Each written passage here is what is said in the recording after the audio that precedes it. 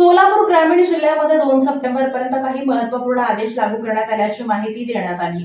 सोलापूर ग्रामीण जिल्ह्यात सर्व शांतता, कायदा आणि सुव्यवस्था अबाधित राहावी म्हणून 19 ऑगस्ट सकाळी 8 पासून ते 2 सप्टेंबर 2024 रात्री 8 पर्यंत महाराष्ट्र पोलीस अधिनियम कलम 37(1), 37(3) अ ते फ अन्वये मनाई आदेश लागू करण्यात आले, असं जिल्हाधिकारी मनीषा कुंभार यांनी सांगितलंय.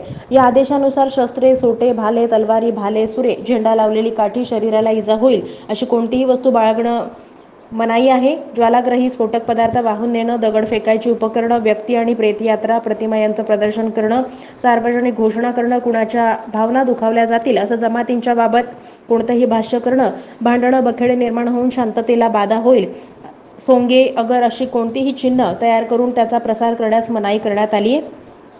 हा आदेश अत्यावश्यक सेवा, सरकारी नोकरदारांना त्यांची कर्तव्य अधिकार बजावत असताना उपनिर्दिष्ट वस्तू हाताळाव्या लागतात.